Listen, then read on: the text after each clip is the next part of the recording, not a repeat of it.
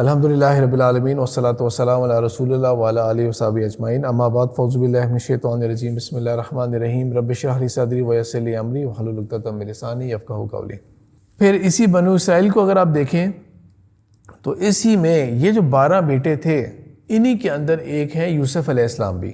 Bible کے اندر یوسف کو Joseph بولتے ہیں، ٹھیک ہے، جوزف بولتے ہیں۔ تو یوسف علیہ السلام بھی ایک نبی ہیں۔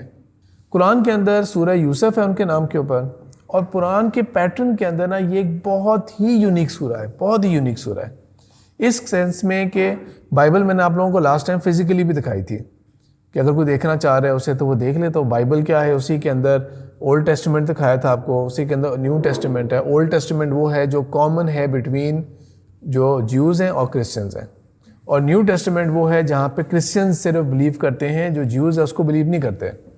پھر اسی کے اندر بتایا تھا کہ جو اولڈ ٹیسٹمنٹ ہے اس کے اندر تورات بھی اس کا پارٹ ہے، وہ جو فرسٹ 5 بکس ہیں وہ تورات کے اندر شامل کی جاتی ہیں، جس کا بھی ایک ریفرنس میں نے آپ کے ساتھ شیئر کیا تھا جو بک آف جینیسس تھا اس کے اندر۔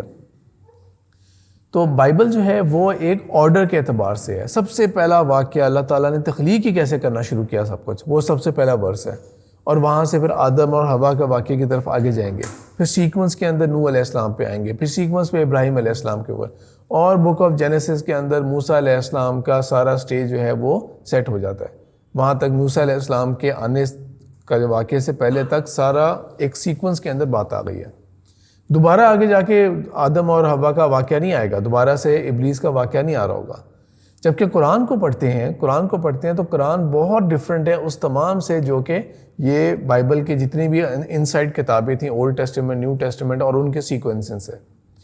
اور مزے کی بات یہ ہے کہ بہت پہلے جب میرا انٹرسٹ ڈیولپ ہونا شروع ہوا تو آپ یقین کریں میں نے سورہ بنی اسرائیل کا ترجمہ پڑھنا شروع کیا، یہ سمجھتے ہوئے کہ شاید اس میں بنی اسرائیل کی تاریخ لکھی ہوگی، اللہ تعالیٰ نے بنی اسرائیل کی تاریخ ہے، پڑھنا شروع کریں گے تو ہوگا۔ وہ پورا ترجمہ پڑھ لیا اور پتہ لگا تو صرف 2-3 ریفرنسز اس کے اندر شروع میں آئے تھے۔ ایک وعدہ اللہ تعالیٰ نے کیا، کون سا وعدہ، کیا ڈیٹیل ہے اس کی۔ تو سیکوینسنگ جو ہے قرآن کے اندر وہ بالکل بھی کرونالوجیکل آرڈر کا مطلب یہ ہے کہ زمانے کی ترتیب کے حساب سے نہیں ہے، پہلا واقعہ پہلے آئے گا پھر بعد میں آئے گا پھر دوسرا آئے گا، ایسا نہیں ہے۔ جس طرح اس کی بہت بڑی اگزامپل آدم اور حوا کا واقعہ ہے، اور آدم اور ابلیس والا واقعہ ہے۔ آدم اور ابلیس کا واقعہ اللہ تعالیٰ نے قرآن کے اندر 7 دفعہ دہرایا، 7 دفعہ دہرایا۔ ہاں اگلی ہر دفعہ ورڈز ڈفرینٹ ہیں، اور ہر دفعہ کوئی نہ کوئی خاص بات اللہ تعالیٰ نے ڈال دی ہے۔ کبھی پورا رکوع آ جائے گا، کبھی 2-3 آیات آ جائیں گی، بس دیٹس اٹ۔ اس شکل میں اس سیکوینس کے اندر نا قرآن کے اندر صرف ایک ہی سورہ ہے، اور وہ سورہ ہے جو ابھی آپ کے سامنے میں ذکر کر رہا تھا، سورہ یوسف۔ وہ واحد سورہ ہے جو شروع ہوتی ہے ایک واقعے سے، ایک خاندان کا واقعہ بتائیں گے اللہ تعالیٰ، اور پورا سیکوینس اسی خاندان پہ جا کے ختم ہو جائے گا۔ اسی کا شروع کریں گے، احسن القصص کر کے اللہ تعالیٰ بیان کرنا شروع کریں گے، اور جب ختم ہوں گے تو وہ ایک واقعہ پورا سیکوینس کے اندر ختم ہو جائے گا، اور بیچ میں کوئی توڑ بھی نہیں آ رہے کہ بات کہاں سے کہاں چلی گئی، یہ کچھ ہے، پورا ایک سیکوینس کے اندر بات کو مینشن کیا جا رہا ہے۔ تو اس کے اندر سب سے پہلے ذکر ہوتا ہے کہ یہ یوسف جو ہے، جوزف بائبل کے اصطلاح کے اندر، وہ اپنے والد یعقوب کو، اسرائیل کو یا جیکب کو مینشن کرتے ہیں اپنے خواب کے بارے میں کہ مجھے خواب آ رہا ہے۔ اب باپ بھی نبی ہے، بیٹا جو ہے وہ مستقبل میں جا کے نبی بنے گا، ابھی نہیں لیکن مستقبل میں، فیوچر میں جا کے انہوں نے بھی نبی بننا ہے۔ اچھا، نبی اور رسول ہوتے کون ہیں، فرق کیا ہوتا ہے ان دونوں کے اندر؟ اب اس کی جو ڈیفینیشن ہے وہ اللہ تعالیٰ نے تو نہیں ہمیں کہیں بتائی کہ نبی اور رسول کا کیا فرق ہوتا ہے، ٹھیک ہے، نہ ہی کوئی کلیئر ڈیفینیشن رسول پاک صلی اللہ علیہ وسلم نے ہمیں بتائی ہے کہ نبی یہ ہوتا ہے، رسول یہ ہوتا ہے۔ ہاں یہ ضرور ہے کہ ہمیں قرآن کے اندر کئی پروفٹس کے نام کے ساتھ رسول کا ذکر آتا ہوا نظر آ رہا ہوگا، کچھ میں نبی کا آ رہا ہوگا، کچھ میں کبھی کچھ آیا کبھی کچھ آیا۔ تو حدیث کے اندر رسول پاک صلی اللہ علیہ وسلم نے فرمایا کہ اللہ تعالیٰ نے 1,24,000 نبی بھیجے، یہ مسند احمد کی حدیث ہے، 1,24,124,000 پروفٹس بھیجے، جن میں سے 315 اور ایک اور روایت کے اندر 313 جو تھے وہ رسول تھے۔ تو یہ بات اتنی سی تو سمجھ لگے اس حدیث سے کہ نبی جو ہے وہ ایک بگر گروپ ہے، 1,24,000 جو نا وہ نبی تھے۔ تو 1,24,000 تو ہیوج نمبر ہے، ہیوج نمبر ہے۔ قرآن کو اگر ہم دیکھیں تو 25 کے قریب تو بنتے ہیں، صرف چند نام ہیں وہ اختلافی ہیں، جس طرح مثال کے طور پہ ذوالقرنین، اب اس کے اندر کچھ کی رائے یہ ہے کہ وہ شاید نبی ہوں گے لیکن وہ موسٹ پرابلی نبی نہیں تھے۔ تو اس طرح چند اور نام ہیں جن کے اوپر کلیئر نہیں پتہ، جیسا لقمان جو تھے وہ کون تھے، وہ نبی تھے کہ نہیں تھے.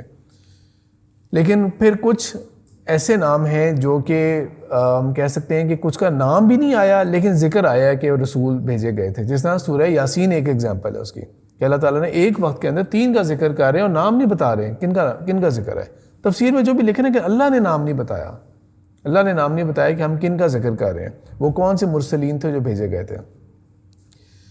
پھر بھی جمع کر لینا تو ہم 30 کا فگر نہیں کراس کرتے. بائبل کے اندر تقریباً 44-45 کے قریب ہے، اور بہت سارے مقامات کے اوپر بائبل کے اندر ایسے پروفٹس بھی نہیں ہیں جن کے بارے میں کوئی کیٹیگوریکلی ہم کہہ سکتے ہو نا کہ بڑا کلیئر لکھا ہوا کہ یہ پروفٹ ہی کی بات ہو رہی ہے. وہ ان کی بھی ایکسپلینیشن کو پڑھیں تو کچھ کہتے ہیں کہ نہیں یہ ہم اس کو پروفٹ نہیں مانتے، یہ کنگ تھے یا فلانے تھے ایسے تھے. اب مثال کے طور پہ کہ جس طرح قوم ہود علیہ السلام جو تھی، ٹھیک ہے، ہود علیہ السلام جو ہے اور صالح علیہ السلام، ان کا بائبل میں ذکر نہیں ملے گا آپ کو. آپ کو شعیب علیہ السلام کا بائبل میں بائی نیم اس طرح کر کے جس طرح ہمیں واقعہ پتہ ہے اس طرح کا واقعہ نہیں ملتا آپ کو بائبل کے اندر. آپ کو یہ ضرور ملے گا کہ موسیٰ علیہ السلام گئے تھے، ملے تھے، اور مسلم اسکالرز نے ٹائم لائن میچ کرنے کی کوشش کی کہ موسٹ پرابلی جن کے پاس موسیٰ علیہ السلام گئے تھے وہ شعیب علیہ السلام ہے. لیکن اگین وہ ایک تھاٹ ہے، وہ ایک اوپینین ہے، کوئی گارنٹیڈ بات نہیں ہے کہ لازماً ایسے ہی ہوا تھا. پھر بہت سارے پروفٹس ہیں جن کا بہت زیادہ ڈیٹیل میں ذکر ہے. عزیر علیہ السلام بھی ہیں جو ان کے نزدیک بہت امپورٹنٹ ہیں، ہمارے نزدیک بھی قرآن کے اندر بائی نیم ذکر آیا ہوا ہے ان کا. تو یہ میں آپ کو ایک جو سیکوینس بتا رہا تھا کہ اندر پوائنٹ ریز کرنے کا مقصد یہ تھا کہ 1,24,000 ہیوج نمبر ہوتا ہے. کہاں 40-50 کر لیں، ایڈ بھی کرنا چاہیں تو پھر بھی 55 سے اوپر نہیں جائے گا اوور لیپنگ کو اگر آپ چھوڑ بھی دیں. 1,24,000 تو بہت بڑا نمبر ہے، بہت بڑا نمبر ہے. ان میں سے 313 یا 315 رسول ہیں، تو رسول جو ہے ایک سپرلیٹو نیکسٹ لیول ہے، ان میں سے سلیکٹڈ ہیں. پھر ہمیں 5 بڑے رسولوں کا پتہ ہے، 5 بڑے اولو العزم پیغمبر گزرے ہوئے ہیں، ہمیں ان کے بارے میں بھی پتہ ہے، لیکن کاؤنٹ کم ہے. تو بہت سارے اسکالرز نے بہت ساری رائے پیش کرنے کی کوشش کی، اور تقریباً ہر ایک کی رائے جو ہے اس کے اندر کوئی نہ کوئی وزن ہوتا ہے. ایک رائے یہ ہو گئی کہ رسول وہ ہوتے ہیں جن کے اوپر شریعت نازل ہوتی ہے، اور جو دوسرے ہوتے ہیں وہ پچھلے کی شریعت کو لے کے چلتے ہیں یا اس کو ری انفورس کرتے ہیں. ایک رائے ہو گئی. شریعت ہوتا ہے اللہ تعالیٰ کی طرف سے ڈیوائن آرڈرز، حلال حرام کی تمیز اور اس طرح کی جو باتیں ہوتی ہیں وہ ہوتی ہیں. اور شروع کے اندر یہ باتیں بہت ہی کم تھیں، شروع کے احکامات کے اندر یہ باتیں بہت ہی کم تھیں. مثال کے طور پہ قرآن کے اندر سورہ نساء کے اندر اگر آپ لوگ اس کو غور سے پڑھا ہو کبھی ترجمے کے ساتھ تو آپ کو پتہ لگے گا کہ ایک سٹارٹ شروع ہوتا ہے، اللہ تعالیٰ مینشن کرنا شروع کرتے ہیں وراثت کا. اور یہ نہیں کہ وراثت کے ساتھ بڑا انصاف کیا کرو، بڑا فارمولہ بتانا شروع ہوتے ہیں اللہ تعالیٰ. اتنا تو اتنا حصہ، اتنا تو اتنا حصہ، اتنا تو اتنا حصہ، اتنا، اور بڑا وہ حفظ کرنے کے حساب سے بھی بڑا مشکل ہے وہ. اور پھر اینڈ میں جا کے سورہ کے اینڈ میں جا کے ایک اور اسپیسیفک کیس ڈسکس کر لیتے ہیں. یعنی کہ بہت فائنائٹ قسم کا اللہ تعالیٰ نے قانون بتا دیا وراثت کا، بہت فائنائٹ. بہت ریئر کیسز ہیں جن کے اندر ہم کہیں گے شاید حدیث میں جواب ملے گا، ورنہ تقریباً سارا جواب آپ کو اسی میں مل جاتا ہے، ریسپیکٹیو کہ کوئی اپنے آپ کو اس اسکول آف تھاٹ سے مانگنے، اس اسکول آف تھاٹ سے ماننے اسلام کے، قرآن کے اندر ڈائریکٹ اس کا حکم ہے. لیکن آپ سوچیں جب آدم اور حوا یا نوح علیہ السلام یا اس دور کے جو پیغمبر تھے شروع والے، تب کون سی وراثت کی کمپلیکیشن ہوتی ہوگی نا. ٹھیک ہے، تو یہ احکامات یہ والے نہیں تھے. لین دین کے معاملات جو ہیں کہ اللہ تعالیٰ جس طرح کہا ہے آیت دین، قرآن کی سب سے لمبی آیت کون سی ہے؟ آیت دین. تو اب اللہ تعالیٰ نے جو اس کے اندر اتنا معاملہ کیا، ڈیٹیل میں ایکسپلین کیا اللہ تعالیٰ نے کہ جب معاملات کر رہے ہو تو 2 لوگ آپس میں خرید و فروخت یا پیسے کا لین دین ادھار واٹ ایور کر رہے ہو، فاکتبوہ ہو تو اس کو لکھ لیا کرو اسے، اور اس کے اندر گواہ رکھا کرو، اور پورا اللہ تعالیٰ نے ڈیٹیل بتایا ہے. پھر اگر تم سفر کی حالت میں ہو تو پھر کیا کیا جائے، کیونکہ اس دور میں کہاں پڑھے لکھے لوگ اتنے ریڈیلی اویلیبل ہوتے تھے. ٹھیک ہے، آج کل کے دور میں تو پھر بھی آسان ہے نا کہ کوئی بہت ہی ایمرجنسی سچویشن ہوگی، چلو جی وائس میسج کر دیتے ہیں کہ میری یہ وصیت ہے کہ میں اس حالت ڈیفیکلٹ پوزیشن کے اندر آ گیا ہوں، I won't be able to leave, تو یہ میں وصیت کرتا ہوں، وائس میسج کرتا ہوں. اس زمانے میں کہاں تھے، تو اللہ تعالیٰ نے بتا دیا پھر وٹنس کیسے جمع کرنے آپ ہیں. لیکن شروع کی ابتدا کے اندر کون سے ایسے معاملات تھے کہ لین دین کے، جب منی بھی ایسا انوینٹ نہیں ہوا ہوگا جس طرح گب فارم کے اندر انوینٹ ہوا ہے. تو پہلے شریعت کے احکامات بہت تھوڑے تھے، زیادہ سارا فوکس جو تھا وہ اپنی آخرت کے اوپر، اپنے اخلاق کے اوپر اور اللہ کے اوپر، وحدانیت کے اوپر تھا فوکس سارا. ایک فرق ہی ہو گیا. لیکن اس کے اندر ایکسیپشنز ہیں، اس کے اندر بہت سارے نبی اور رسول ایسے آئے ہیں جو کوئی نئی شریعت نہیں لے کے آئے تھے، کوئی نئی شریعت نہیں لے کے آئے تھے. ایک کئی اسکالرز نے یہ رائے پیش کی کہ جو فرق ہوتا ہے نا اس کا کہ نبی وہ کتاب کا ہوتا ہے، کہ کوئی رسول ہوتے ہیں جو رسول وہ ہوتے ہیں جو کتاب جن کے اوپر نازل ہوتی ہے، اس میں بھی باتیں ٹھیک بیٹھتی جائیں گی، لیکن پھر اچانک جا کے ایک ایکسیپشن آ جائے گی داؤد علیہ السلام کی، کہ نہیں داؤد علیہ السلام کے اوپر تو زبور کا ذکر اللہ تعالیٰ کر رہے ہیں، جبکہ وہ کیٹیگوریکلی وہ رسول نہیں تھے، وہ نبی تھے۔ تو اس میں خاص طور پہ اگر لنگوسٹک معنوں میں مانا جائے نا، لفظی سینس میں اس کو سمجھا جائے، تو میں ذاتی طور پہ اس آخری رائے کا قائل ہوں، اور یہ چھوٹا گروپ ہے جو اس رائے کا قائل ہے۔ نبی یا نبا جو ہے نا وہ کہتے ہیں خبر کو کہتے ہیں، ٹھیک ہے، نبی وہ ہوتا ہے جو غیر کی خبریں دیتا ہے، وہ باتیں جو آنکھ نہیں دیکھ سکتی، عقل نہیں پہنچ سکتی، ان کی خبریں دیتا ہے۔ مثال کے طور پہ مرنے کے بعد کی زندگی، اس میں کیا ہوتا ہے، تو وہ اللہ کی طرف سے غیب کی خبریں دینے والا، ٹھیک ہے۔ ہر وہ شخص جس کے اوپر وحی آتی تھی پہلے وقتوں میں، جب تک نبوت کے دروازے کھلے تھے، سچا خواب کی شکل میں ہو یا کوئی بھی ہو، وہ نبی ہو گیا۔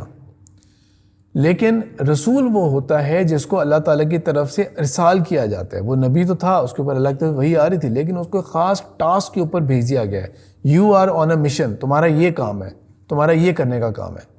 مثال کے طور پہ سب سے پہلے نبی کون تھے؟ آدم علیہ السلام، اس کے بعد ادریس علیہ السلام، پھر ادریس علیہ السلام کا ذکر آتا ہے۔ لیکن جب قوم میں اتنا بگاڑ ہو گیا کہ بات سمجھانے سے بات آگے چلی گئی ہے، تو اللہ تعالیٰ نے پھر اپنے ایک رسول کو بھیجا، ٹھیک ہے۔ وہ ایک مشن کے اوپر تھے، ایسا مشن کہ صرف یہ نہیں کہ دعوت تبلیغ کرتے رہیں گے، اب بوڑھے ہو گئے، اب ہم فوت ہونے کو آ گئے اور لوگوں نے جن نے ماننا تھا مان لیا، نہیں مانا نہ مانا، نہیں، جو نہیں مانے گا اس کے اوپر اللہ کی طرف سے پکڑ ہونی ہے، وہ جان چھوٹ نہیں سکتی اس کی ایگزامپل نوح علیہ السلام کی تھی کہ قوم نے نہیں مانا تو یہ نہیں کہ بس چھوڑ دیا چلو تمہاری مرضی، اللہ تعالیٰ نے تو راستہ واضح کر دیا تھا، آگے تمہاری مرضی، نہیں، اللہ تعالیٰ نے اس قوم کو غرق کیا۔ پھر اس کی ایک ایگزامپل جو آتی ہے وہ ہود علیہ السلام کی آتی ہے، صالح علیہ السلام کی ایگزامپل آتی ہے، ٹھیک ہے۔ اسی طرح ہی شعیب علیہ السلام کی قوم جو غرق ہوئی تھی، یہ سارے جو تھے وہ رسول تھے، یہ ایک خاص مشن کے اوپر بھیجے گئے تھے۔ مشن کو اگر خراب کرنے کی کوشش ہوگی، فیل کرنے کی کوشش ہوگی، تو اللہ تعالیٰ اس قوم کو فیل کر دے گا، ٹھیک ہے، لیکن اپنے رسول کو بچا کے رکھے گا۔ یہ پرائمری جو ڈفرنس تھا وہ یہ تھا۔ تو ابراہیم علیہ السلام کے علاوہ جو آپ کو نام نظر آ رہے ہیں نا ابھی تک اسکرین کے اوپر، یہ سارے اس ڈیفینیشن کے اعتبار سے، اور ویسے دوسری ڈیفینیشن کے اعتبار سے بھی یہ سب کے سب جو تھے وہ نبی تھے، یہ سب کے سب نبی تھے۔ اب ہم آتے ہیں فلسطین کے علاقے کے اندر، اور یعقوب علیہ السلام کے آگے یوسف علیہ السلام اپنا ایک خواب بیان کرتے ہیں۔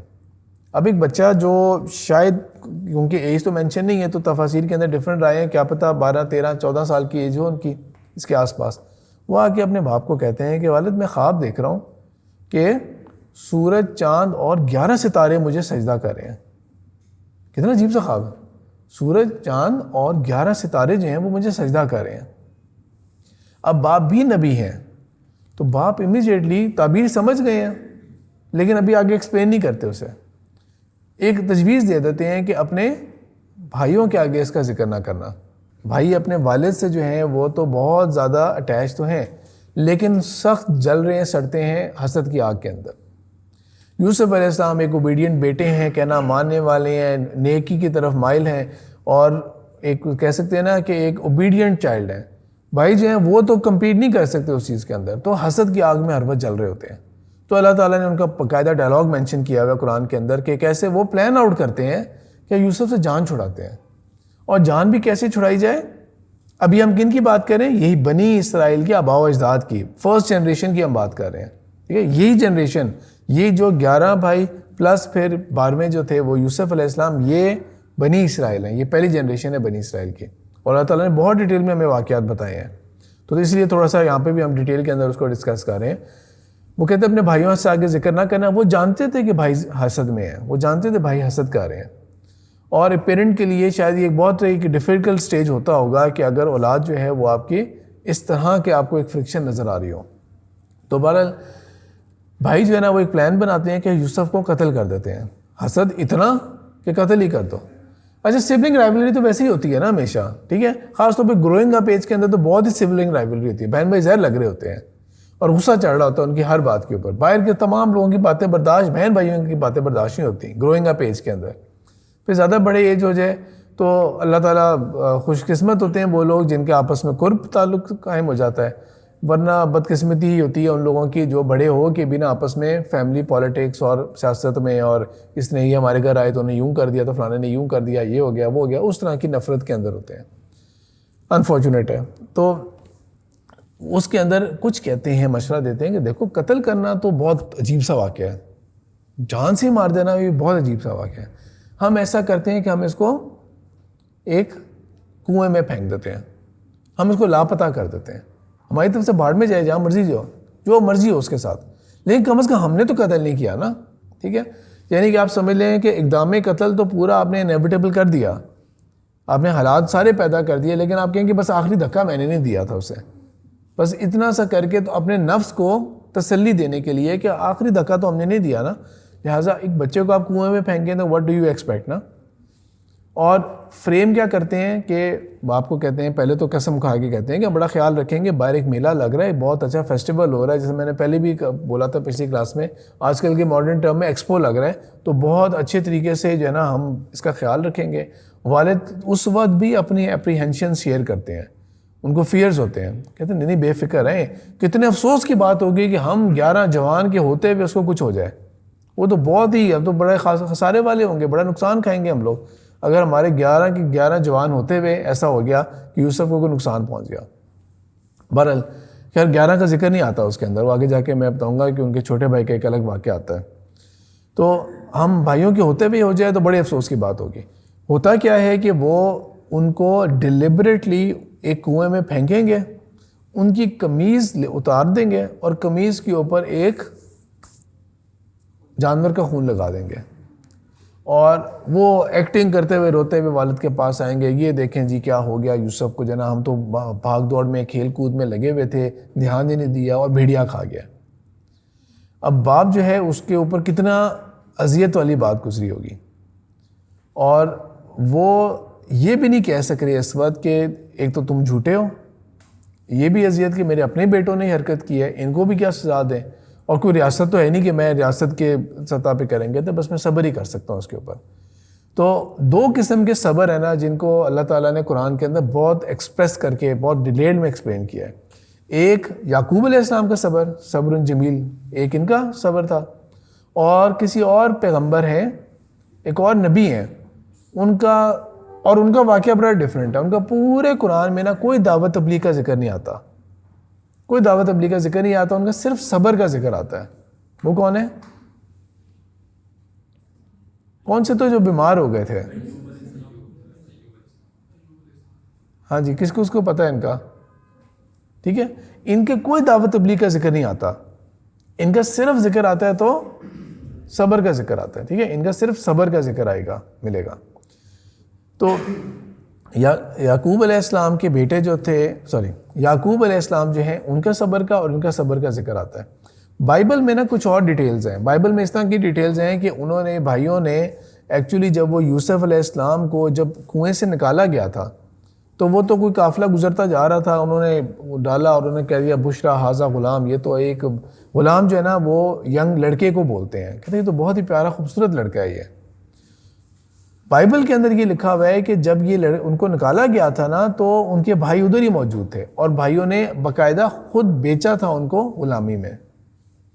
جب بھی قرآن اور بائبل آپس میں آمنے سامنے ہوں گے نا تو بنی اسرائیل کی روایات کے بارے میں اللہ کے رسول صلی اللہ علیہ وسلم نے ہمیں کیا بات بتائی ہے کہ ایک تو فرمایا کہ بلغوا انی ولو آیا، میری طرف سے آگے بات پہنچاؤ چاہے تمہیں ایک آیت ہی معلوم کیوں نہ ہو. اور ساتھ ہی اسی حدیث میں فرمایا ہے کہ بنی اسرائیل کی روایات جب تم تک آتی ہیں نا تو، اور وہ بھی ایسی روایات جو ان کانٹرڈکشن نہیں ہے ود قرآن، لیکن قرآن خاموش ہے اس میں، تو کیا کرو، نہ تو ان کی تکذیب کرو نہ ان کو مانو، ایک نیوٹرل سٹانس رکھو. ہو بھی سکتا ہے نہیں بھی ہو سکتا، ٹھیک ہے، ہو بھی سکتا ہے نہیں بھی ہو سکتا. جہاں پہ قرآن خاموش ہے وہاں پہ اس کا مطلب یہ ہے کہ آپ ایک نیوٹرل سٹانس رکھیں. بائبل میں ڈیٹیل آ رہی ہے، یہاں پہ کچھ مینشن نہیں ہوا ہوا، ٹھیک ہے. اس کی ایک ایگزامپل میں آپ کو دیتا ہوں. اللہ تعالیٰ نے غالباً سورہ کاف کے اندر فرمایا ہوا ہے میرے خیال میں کہ اللہ تعالیٰ نے زمین و آسمان کو 6 ایام 6 دنوں میں پیدا کیا، اور اللہ تعالیٰ کو اس کے اوپر کوئی تھکان نہیں ہوئی، بالکل نہیں اللہ تعالیٰ تھکا اس کے اوپر. اب میں نے اور آپ نے پڑھ لیا اور کہہ دیا ٹھیک ہے اللہ تعالیٰ نے بنایا، اور اللہ تعالیٰ تو نہیں تھکتے نا، تو ٹھیک ہے، تو اللہ تعالیٰ کو تھکان نہیں ہوئی اس سے اتنا بنانے کے بعد بھی۔ لیکن اگر آپ کمپیریٹیو ریلیجن کے اسٹوڈنٹ ہیں نا، اور اگر آپ بائبل پڑھیں تو اس میں یہ لکھا ہوا ہے کہ جب اللہ نے 6 دن اور رات میں آسمان زمین بنائے تھے تو 7ویں دن اللہ نے پھر آرام کیا تھا۔ اللہ تعالیٰ اس بات کی نفی کر رہے ہیں یہاں پہ کہ آرام کون سا، اللہ تعالیٰ کو تو کوئی تھکان نہیں ہوئی تھی، اللہ تعالیٰ وہ اس بات کی نفی کر رہے ہیں۔ وہ آیت ہمیں نہیں سمجھ لگ سکتی جب تک بائبل نہیں پڑھی ہوگی، جب تک بائبل نہیں پڑھی ہوگی اس آیت کا ہمیں نہیں پتہ لگ سکتا کہ اللہ تعالیٰ اصل میں کیوں یہ بات کہہ رہے ہیں نا، ہمیں کس بات کو، کون سے ریکارڈ ٹھیک کر رہے ہیں اللہ تعالیٰ۔ تو یہ ان کی تحریفات میں سے یہ چیزیں بھی شامل ہیں۔ اس طرح اور بھی بہت ساری باتیں ہیں جو کمپیریزن کے اندر آتی ہیں، لیکن جہاں پہ کوئی چیز کمپیریزن میں نہیں ہے اس کا مطلب یہ ہے کہ ایک نیوٹرل سٹینس ہم لوگ بس رکھیں، خاموشی دکھائیں، ہو بھی سکتا ہے نہیں بھی ہو سکتا۔ اچھا، تو ان کو جب غلامی میں ڈالا جاتا ہے تو یہ آج کل کا دور نہیں تھا، غلامی جو تھی نا یہ ایک تاریخ کا ایک بہت قدیم حصہ رہا ہے، بہت ہی پرانا حصہ رہا ہے۔ میں نے یہ ایک اور ایسا ٹاپک تھا، دیکھیں اللہ تعالیٰ کی طرف سے نا ہر موضوع آپ کے لیے ایک آزمائش کا باعث بھی ہو سکتا ہے۔ تو میرے لیے غلامی جو تھا نا اس کو ہضم کرنا بڑا مشکل تھا، غلامی کے ٹاپک کو نا، خاص طور پہ سیرہ پڑھیں، رسول پاک صلی اللہ علیہ وسلم جیسی پرسنالٹی ہے، اور لیکن پھر بھی غلام ہوتے تھے، تو کیوں نہیں سب آزاد ہو گئے یا غلامی کو ختم کر دیا نا، کیوں نہیں ایسے کیا؟ تو میرے لیے یہ ایک ہمیشہ بہت بڑا کویسچن مارک تھا۔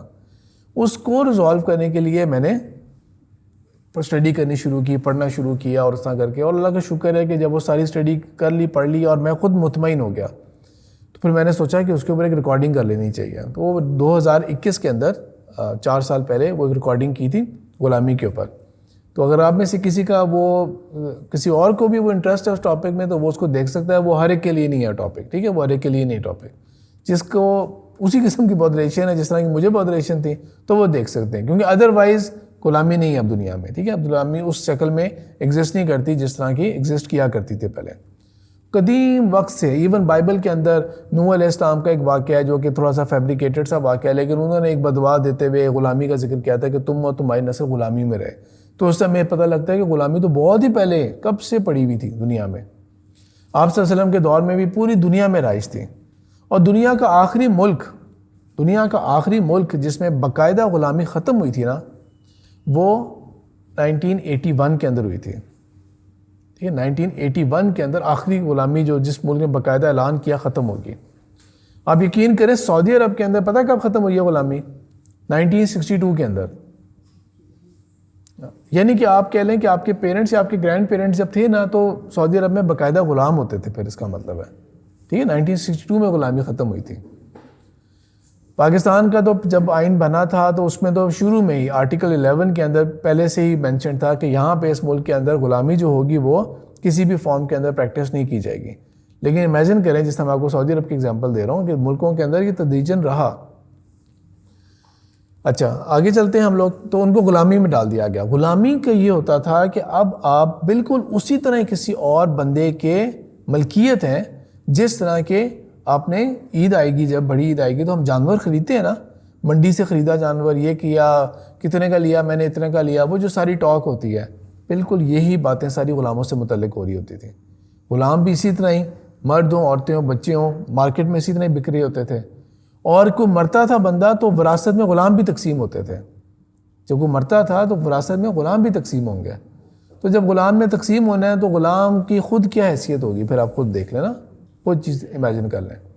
ان کو غلامی میں دے دیا گیا، اور انہوں نے دیکھا کہ اتنا پیارا لڑکا ہے، یہ اتنا خوبصورت لڑکا ہے، اس کو ہم ادھر ادھر بھیج دیں گے نا تو یہ پرائز نہیں ملے گی، آپ سمجھیں، اس طرح کہ ہیرا ہے یہ، تو اس کو تو ہم کسی بڑی مارکیٹ میں بیچتے ہیں۔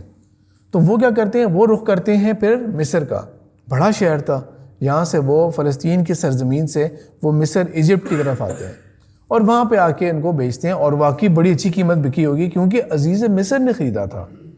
عزیز مصر جو ہے وہ آپ سمجھ لیں کہ بہت بڑا وزیر، گرینڈ وزیر ہوتا ہے، آج کل کے ٹرمز کے اندر پرائم منسٹر جس طرح ہو گیا، کوئی اس طرح کے عہدے کا بندہ تھا وہ، عزیز مصر ٹائٹل تھا یہ عزیز مصر۔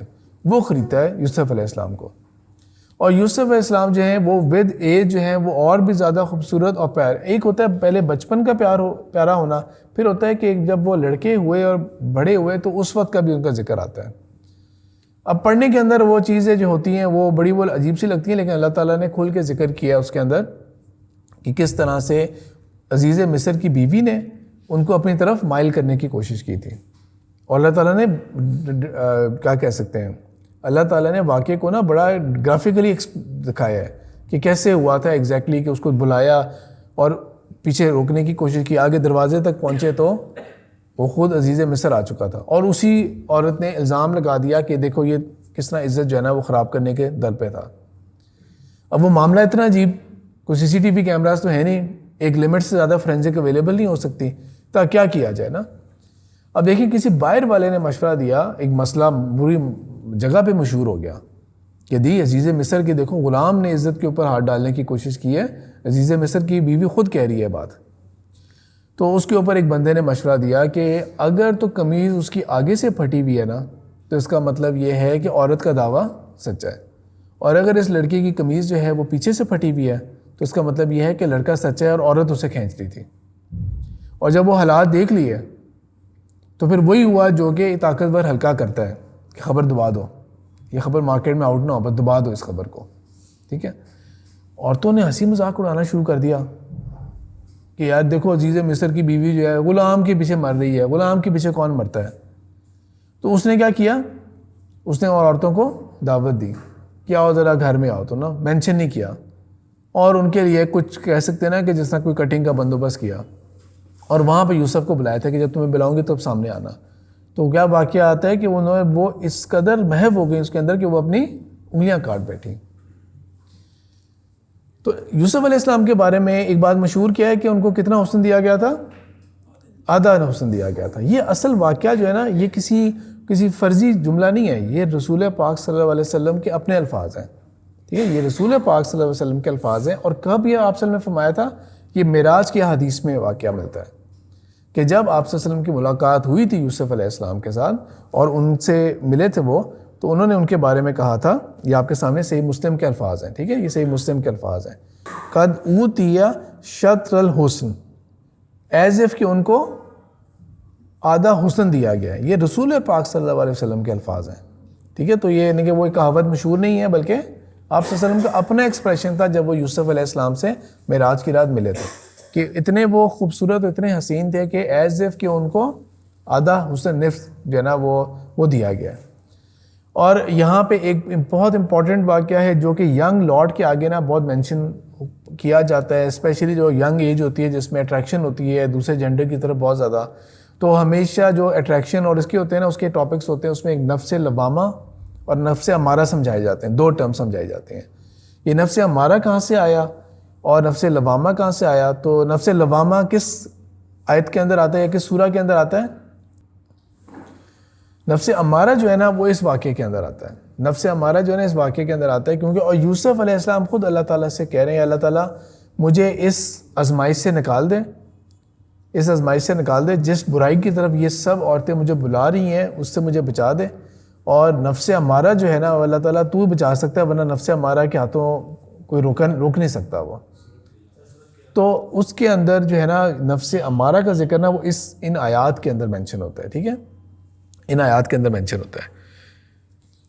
اب وہ ہوتا ہے کہ نفس امارہ کیا ہوتا ہے؟ نفس امارہ ہوتا ہے ہمارا جو حیوانی جو ڈیزائرز ہوتے ہیں نا وہ ہوتے ہیں، وہ نیند کا ڈیزائر ہو سکتا ہے، وہ کھانے پینے کا ڈیزائر ہو سکتا ہے، وہ لسٹفل ڈیزائرز ہو سکتے ہیں، وہ تمام چیزیں جس کا تعلق جسم کے ساتھ ہے۔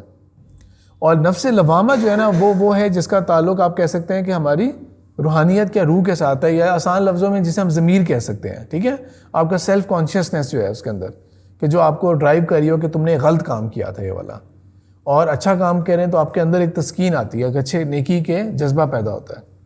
اور ہمارا جو ہے نفس ہمارا وہ آپ کو حیوانی خواہشات کی طرف بلائے گا، ڈزن میٹر کہ وہ حلال ذریعے سے ہوں یا وہ حرام ذریعے سے ہوں۔ تو اللہ تعالیٰ کیا کرتے ہیں کہ ان کی دعا کو قبول کرتے ہیں، اور وہ دعا قبول کیسے ہوتی ہے کہ عزیز مصر نے اس ہیوملیشن سے بچنے کے لیے ان کو پھینکوا دیتا ہے جیل میں، جھوٹا الزام ان کے اوپر ڈلوا کے یہ والا کہ یہ برے کردار والا لڑکا ہے، اس نے یہی حرکت کرنے کی کوشش کی ہے، ان کو جیل میں پھینک دیتے ہیں۔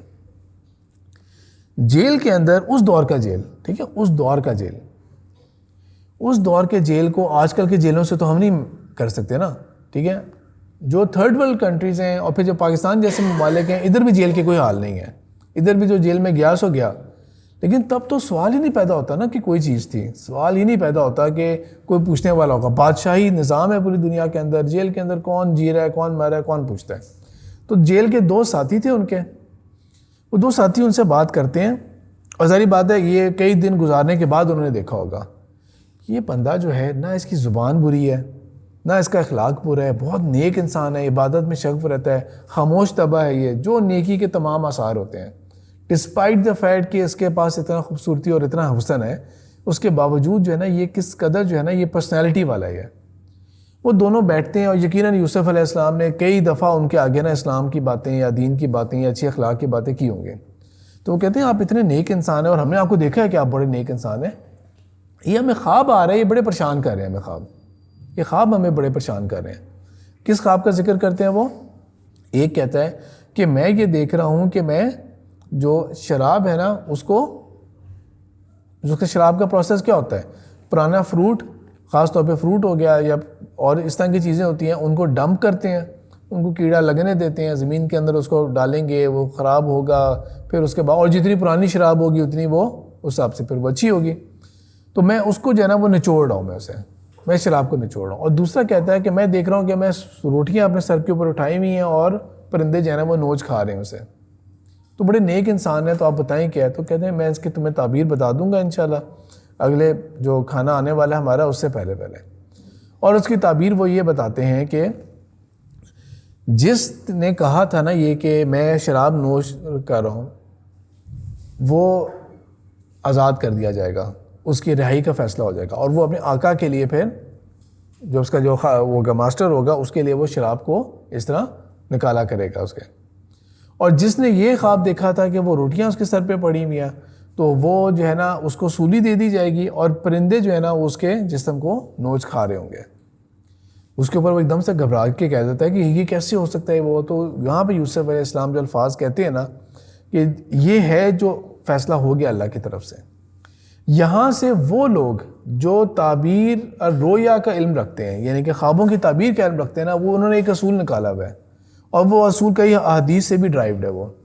وہ یہ ہے کہ آپ کو جب بھی کوئی خواب آئے نا, برا خواب آئے, تو برا خواب کا کیا حل کیا ہے کہ آپ نے اٹھ کے بیٹھیں گے تو آپ نے الٹے ہاتھ کی طرف آپ نے اعوذ باللہ من الشیطان الرجیم پڑھنا ہے اور ایک دفعہ کرنا ہے اعوذ باللہ من الشیطان الرجیم, اعوذ باللہ من الشیطان الرجیم 3 دفعہ. اب 3 دفعہ ٹھیک ہے. اور اب یہ صرف یہ اس طرح یہ نہیں کہ پورا آنکھ تھو کر کے پھینک رہے ہیں, ٹھیک ہے, اور جو آپ کے بائیں طرف الٹے ہاتھ بیٹھا ہوئے وہ کہے کیا مصیبت ہے, خواب تمہیں آ رہے گند میرے پہ پھینک رہے سارا. تو اس کے اندر آپ صلی اللہ علیہ وسلم نے فرمایا ہے کہ اگر وہ اس عمل کو کرے گا نا تو اس کا جو شر ہے اس سے وہ بچے گا. صدقہ ضرور کر دینا چاہیے, خواب کا ذکر نہیں کرنا چاہیے, خواب کا ذکر نہیں کرنا چاہیے. اور اگر کبھی ذکر کرنا پڑ جائے کہ آپ کو ریپیٹڈلی خواب پریشان کر رہا ہے تو کسی بہت ہی قابل اعتماد بندے سے اور صاحب علم سے کرنا چاہیے. جو ٹرو سینس میں صاحب علم ہوگا نا, جو ٹرو سینس میں صاحب علم ہوگا, اگر اس کو خواب کی نہیں سمجھ لگی نا لیکن وہ متقی ہے, وہ خواب کی تعبیر نہیں کرے گا. وہ زیادہ زیادہ یہ کہہ دے گا میری سمجھ سے باہر ہے نا, یا کوئی بہت ہی عجیب چیز ہے تو وہ بہتر مشورہ دے گا, نہ کہ وہ تعبیر جو ہے نا عجیب بتانا شروع ہو جائے گا. جو جتنا کھوکھلا ہوگا نا وہ اتنی تعبیر بتانے کی کوشش کرے گا اور الٹی سیدھی بات کرے گا. تو خواب کے جو تعبیر ہوتی ہے نا اس کا اثر پڑتا ہے اس کے اوپر. پھر خواب کی جو غلط تعبیر ہوگی نا اس کا اثر پڑتا ہے اس کی ریالٹی کے اوپر. اس لیے خواب جو ہے نا وہ اس طرح کے اپسیٹنگ خواب یا ایون بہت اچھا خواب بھی اگر آپ کو آ رہا ہے, وہ ایرے غیروں کو نہیں بتانے کی ضرورت, ایرے غیروں کو بتانے کی ضرورت نہیں جو آپ سے حسد کرتے ہو یا کوئی ایسی چیز کے اندر ہو. خواب کی تعبیر جو ہے نا اس کو ہمیشہ اپنے پاس جو ہے نا وہ رکھیں.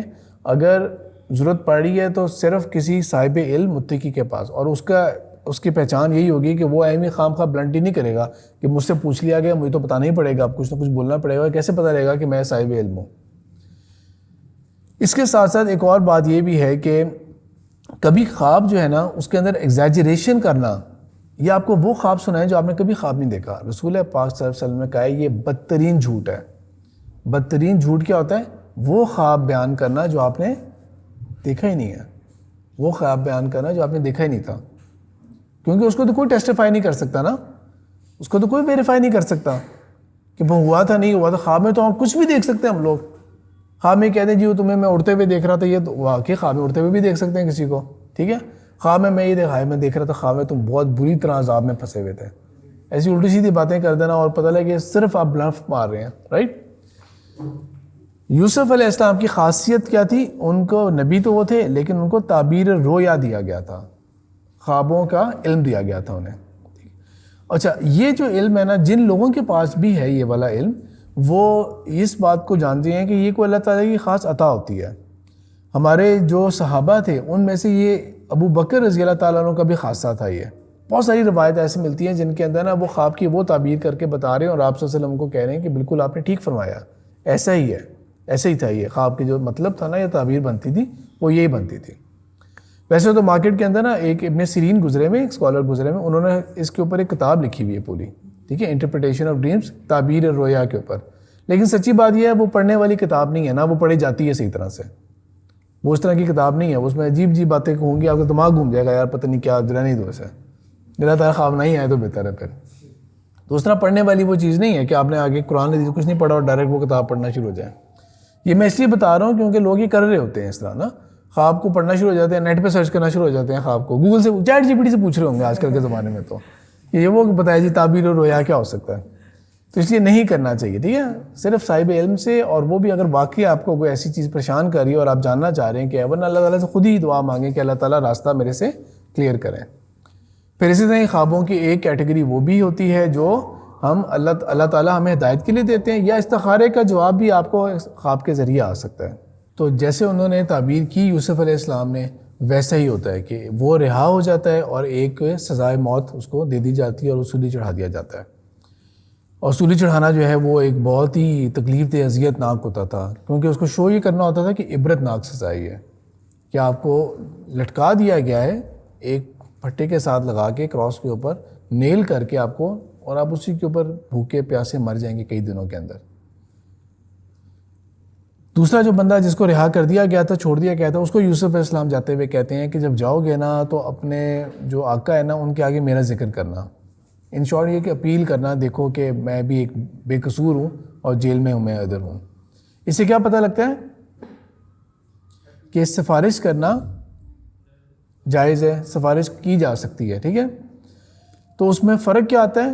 اس میں فرق یہ آتا ہے کہ آپ کو لگتا ہے کہ یہ بندہ جو ہے نا میرا کام کر سکتا ہے، یہ میرے کام آ سکتا ہے، ٹھیک ہے. دل کے اندر یہ ہونا چاہیے کہ کام کرنے والا اللہ ہے صرف، ٹھیک ہے، میں اس سے ریکویسٹ کر لیتا ہوں یہ میرا کام کر دے. تو اس نے کام نہیں کیا آپ کا. اب آپ اگر یہ کہیں نا کہ یار اس نے کام ہی نہیں کیا میرا، لیکن صرف یہی میرا کام کر سکتا اور کوئی نہیں کر سکتا، آپ پھر پیچھے پڑ جائیں، اس کے ریکویسٹ کریں، منتیں کریں، ہاتھ جوڑیں اس طرح کر کے، اس نے پھر کام نہیں کیا، پھر آپ اسی کی منتیں کر لے شروع ہو جائیں. تو اس کا مطلب یہ ہے کہ آپ جو ہے وہ جو توکل آپ کا اللہ کے اوپر ہونا چاہیے تھا وہ آپ اس بندے کے اوپر ڈال کے بیٹھے ہوئے ہیں کہ یہ بندہ جو ہے نا صرف یہی میرا کام کر سکتا اور کوئی میرا کام نہیں کر سکتا.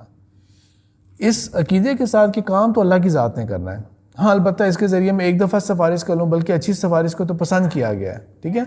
اور آج کل کے ماڈرن ٹائمز کے اندر بھی ریفرنس بیس جابز ہوتی ہیں نا، یہ نہیں کہ ہمیں کچھ سفارشی ہمیں بندے چاہیے، کہ اچھے بندے کی سفارش جو کرنا یا حق بات کی سفارش کرنا وہ مناسب بات ہے، وہ اچھی بات ہے. تو اس کا یہ بیلنس ہونا چاہیے. تو یوسف علیہ السلام نے اسی طرح اس سے ایک دفعہ ریکویسٹ کر لی.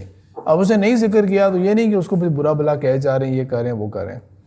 وہ لوگ تو چلے گئے باہر ایک موت کے منہ میں اور ایک آزاد ہو گیا. اور یوسف علیہ السلام کا گاڈ نوز کہ کتنے سال، لیکن مے بی 8-10 سال، مے بی اس سے بھی زیادہ 20 سال، نو ون نوز، ایگزیکٹلی نہیں پتا کیونکہ ذکر نہیں آتا اس چیز کا نا ایگزیکٹلی. اور وہ اسی حال میں اللہ تعالیٰ کے آگے صبر کرتے رہے. کوئی لانتا نہیں کہ میں نے کس کا کیا بگاڑا تھا.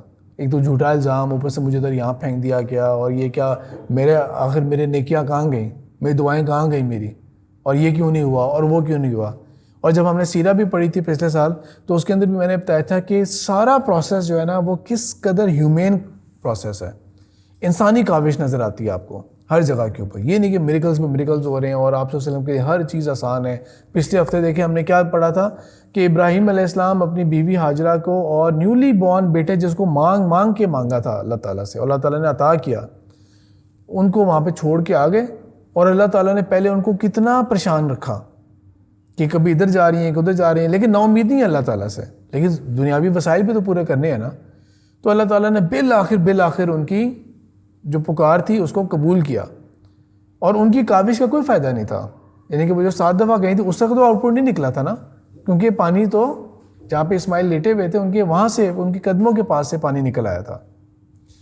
تو اللہ تعالیٰ چاہتے تو پہلے سے پانی نکل آتا، ابراہیم علیہ السلام بھی تسلی میں جاتے ہیں کہ ہاں ٹھیک ہے یہاں پہ پانی اور سب کچھ موجود ہے۔ اللہ تعالیٰ نے ان کو اس پروسیس میں کیوں ڈالا؟ یہ اللہ تعالیٰ کا نظام ہوتا ہے، اللہ تعالیٰ اپنے بندوں کو آزماتا ہی آزماتا ہے۔ کوئی ایسا پروسیس نہیں ہے کہ آپ یہ کہہ دیں کہ میرے اوپر کوئی آزمائش نہیں آ رہی اور کوئی پریشانی نہ ہو، نہ اس کا یہ مطلب ہے کہ ہمارے اوپر آزمائش آنی چاہیے، ٹھیک ہے؟ مانگنا نہیں ہے اللہ تعالیٰ سے، عافیت مانگنی ہے، لیکن جو بھی آزمائشی ہوتی ہیں یہ ہمارے سامنے رول ماڈل ہے کہ پیغمبروں کے ساتھ کیا ہوتا رہا ہے، نبیوں کے ساتھ کیا ہوتا رہا ہے۔ اور ان نون نمبر آف ٹائم اور ایئرز جو ہے نا وہ یوسف علیہ السلام اسی جیل خانے میں پڑے رہے اسی میں، اللہ کے ساتھ تعلق انہوں نے اپنا قائم رکھا۔ اب جب اللہ تعالیٰ کو منظور تھا کہ یوسف علیہ السلام جو ہیں وہ اب وہاں سے اس قید سے باہر نکلیں، اور جس کام کے لیے یوسف علیہ السلام کو پریپیئر کیا گیا تھا اس کا وقت آتا ہے، اور وہ وقت یہ تھا کہ وہ جو بادشاہ تھا، کہاں کا بادشاہ؟ مصر کا بادشاہ۔ یہ تھوڑا سا دیکھ لیں اگر آپ اس کو، یہ بک آف جینیسس، یہ بائبل کی ایک ریفرنس بک ہے، اس سے یہ اسکین کاپی لی ہوئی ہے، ٹھیک ہے؟ بک آف جینیسس کے یہ آپ کے سامنے نظر آ رہے ہیں، یہاں کے علاقے کے اندر وہ لوگ تھے اور ادھر سے وہ غلامی کے اندر یہاں تک مصر میں پہنچے تھے وہ۔ تو یوسف علیہ السلام جو ہیں وہ جس بادشاہ کی بات ہو رہی ہے وہ فرعون تھا اس دور کا، ٹھیک ہے؟ اس دور کا فرعون کہہ لیں، مصر کا بادشاہ تھا۔ اس کو خواب آ رہا ہے ایک، اور اس کو خواب بڑا ہی ڈسٹرب کر رہا ہے۔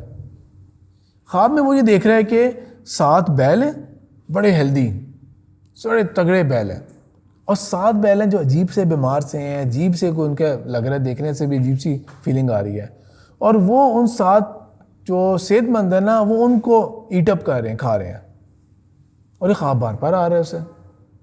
پھر اس کو 7 جو ہے نا گندم کے دانے نظر آ رہے ہیں جو بہت کھلے ہوئے ہیں، خوبصورت موٹے دانے ہیں، اور 7 جو ہے نا ان کی بالیاں جو ہیں وہ ایسی نظر آ رہی ہیں جو بالکل ہی روٹن ہیں، خراب ہیں، عجیب سی ہیں۔ یہ خواب اسے ڈسٹرب کرے۔